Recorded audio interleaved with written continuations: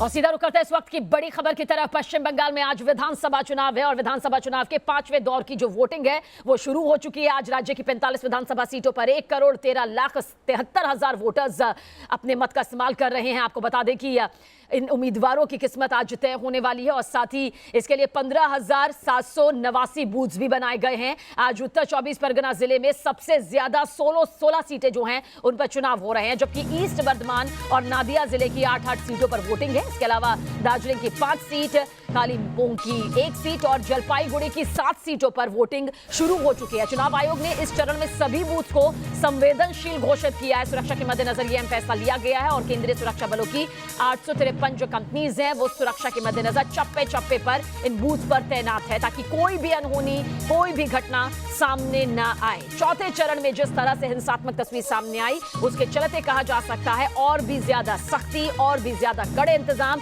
6 जिलों की इन 45 सीटों में मतदान के दौरान किए गए हैं। तो इस वक्त की बड़ी खबर, बड़ी तस्वीर बंगाल ब्रेकिंग के जरिए।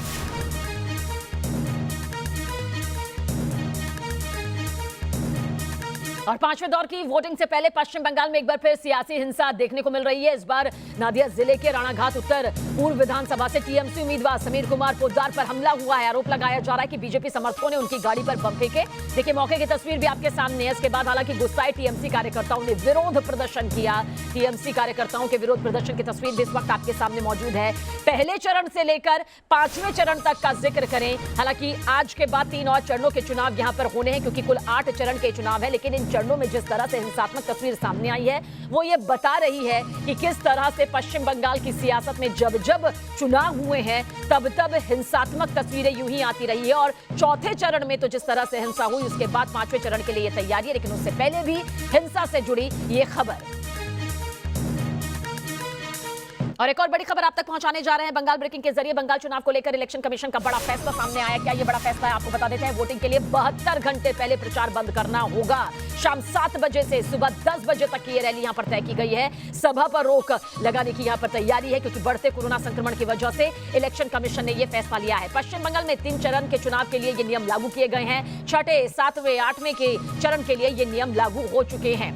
देश भर से 2 लाख से भी ज्यादा मामले रोजाना सामने आ रहे हैं कोरोना पॉजिटिव। मरने वालों का आंकड़ा यहां पर बढ़ रहा है, जिसके चलते बंगाल चुनाव को लेकर इलेक्शन कमीशन का यह बड़ा अहम फैसला सामने आया है। वोटिंग के 72 घंटे पहले ही अब पार्टियों को अपना प्रचार प्रसार बंद करना होगा।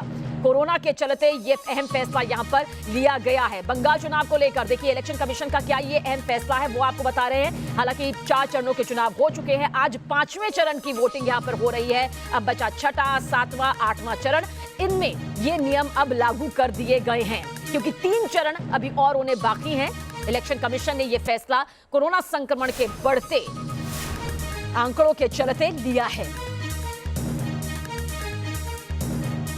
और पश्चिम बंगाल के चुनावी रण में पीएम मोदी आज 2 रैलियों को संबोधित करते नजर आएंगे। आसनसोल, गंगारामपुर में यह चुनावी रैली है। 6ठे दौर की सीटों के लिए वोट मांगते पीएम मोदी नजर आएंगे। लगातार बीजेपी प्रचार प्रसार में अपनी पूरी ताकत झोंक रही है। हालांकि टीएमसी की तरफ से भी कोई कोर कसर नहीं छोड़ी जा रही है, लेकिन बीजेपी जानती है कि इस बार टक्कर जो है और भी ज्यादा है। क्या कुछ रैली का वक्त है वो इस वक्त आपके सामने मौजूद है। आपको बता दें कि 2 जगह आज पीएम मोदी की रैली होनी है। आसनसोल में ये रैली है, वहीं पर 12 बजे ये रैली होगी आसनसोल में। गंगा रामपुर का जिक्र करें तो 2:20 पर पीएम मोदी की ये मेगा रैली यहां पर होने वाली है।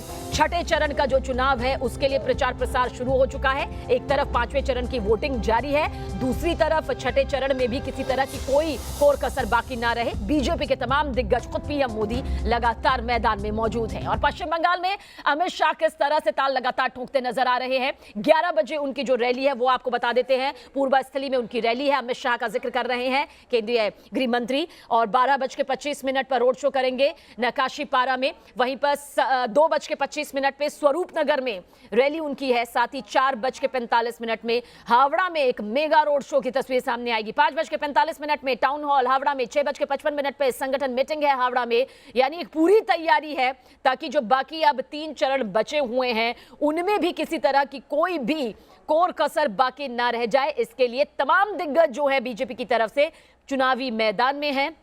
मीटिंग जारी है, बैठकों का दौर जारी है, कार्यकर्ताओं में जान फूंकने की कोशिश है, लगातार जनता से वोट मांगे जा रहे हैं और मेगा रोड शो, चुनावी रैली, जनसभा को संबोधित करते नजर आएंगे।